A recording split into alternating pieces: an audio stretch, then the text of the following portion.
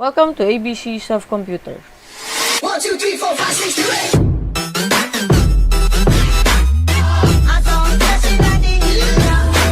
8. Today we are going to study the different basic keyboard shortcuts used in creating document in Word. Some of these shortcuts may be familiar and some may be new to you, but please comment below if you learned something new from this episode.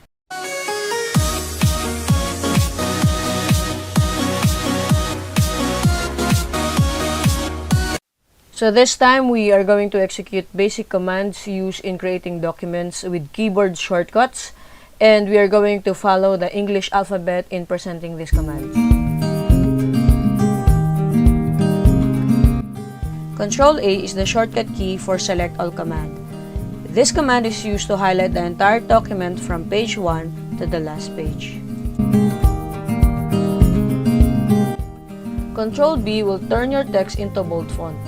We use bold fonts for emphasis to highlight important points. To do this, just highlight the character or the text that you want to be in bold font and then press Ctrl B. But it is recommended not to use them as often as possible. Try to imagine if we are going to make the entire paragraph in bold font, it will be very difficult to read.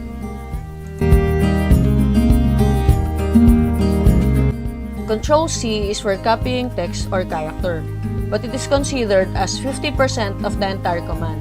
Ctrl C is paired to another shortcut key to complete the process.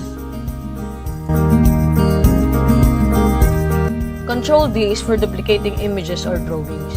This is very useful as we do not need to repeat the entire process of drawing or preparing the image. It will duplicate 100% of the original drawing or image.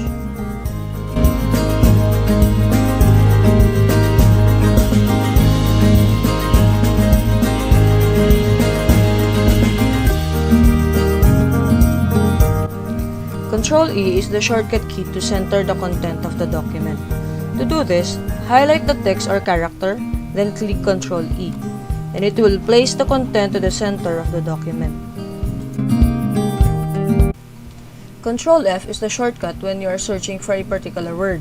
When you click Ctrl F, the navigation panel will appear on the left side of the monitor. Just type the word you are searching and this word will be highlighted to the document.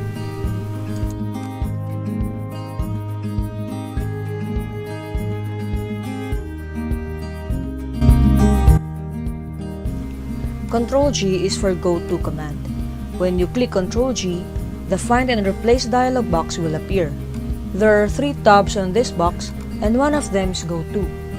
This is used if you want to go directly to the different parts of the document. For example, if you have 5 pages on your document and you wish to go to page 3, just click Ctrl G, then click Page, then type in the page number.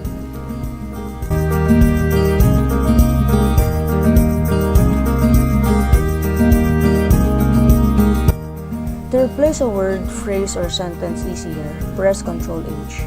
A Find and Replace dialog box will appear with 3 tabs. The Replace tab is activated. Then type in the text to be replaced and what to replace with.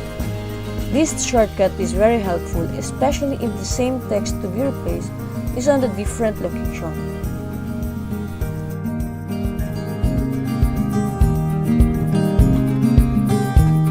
Another way to give emphasis to an important text is to italicize the text. Highlight the text to be italicized, then press Ctrl I. Ctrl J is for justification. It gives the text a cleaner and more formal look.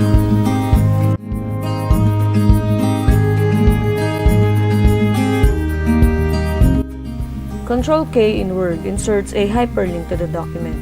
It creates links to the existing and new files, email address, and to specific locations in a document. Once linked, press Ctrl key, then hover the cursor on the word used for link.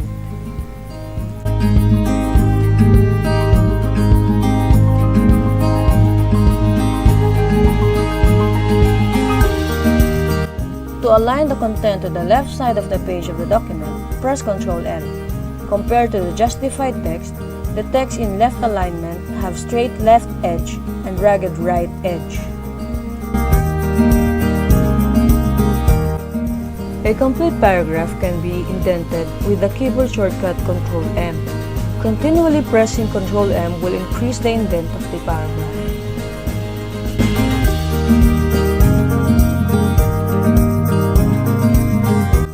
Ctrl N is one of the famous keyboard shortcuts. Ctrl N is creating a new document so that the person can do the document from the beginning.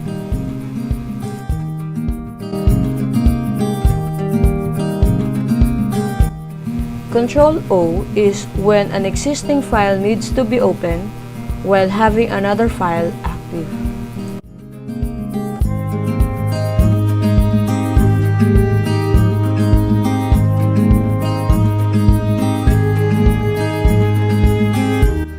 Ctrl P is used to open a print window.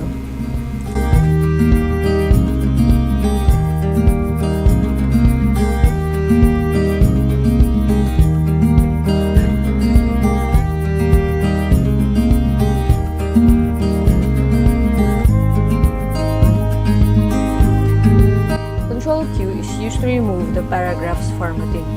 For example, a paragraph formatted in right alignment will bring it back to its default alignment.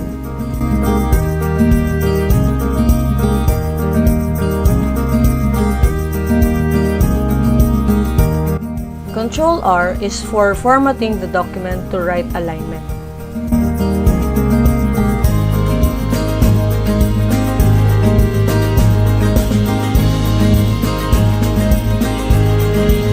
Ctrl S is for saving the file. When creating a document, pressing Ctrl S will lead you to a dialog box wherein you need to set the location where you want to save the file. However, as you continue in the document, press Ctrl S and it will be saved automatically.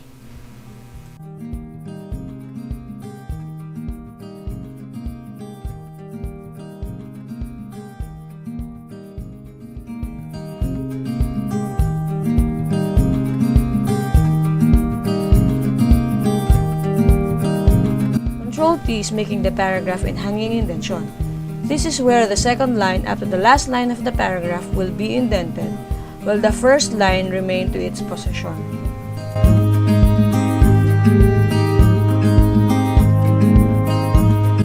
Underlining the content of the document is one way to emphasize important information. This can be done by pressing Ctrl U.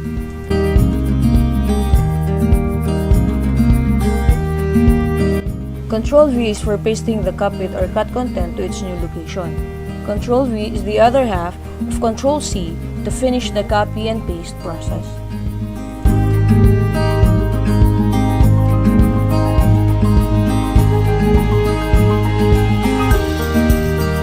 Ctrl W closes the active file and leaving an empty Word window.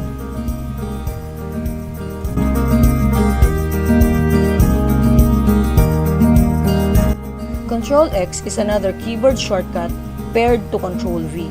Ctrl X is moving the text or character by cutting it or totally removing it from its original location and pasting it to another place by pressing Ctrl X and then Ctrl V. Ctrl Y is for redoing the last action performed.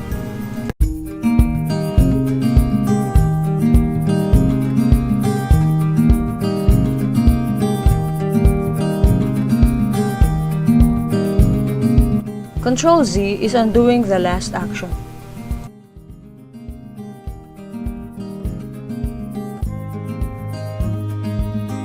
So that's the alphabet of keyboard shortcut in creating Word document. Again, comment below if you learned something new to this video and subscribe to see more ABCs of computer.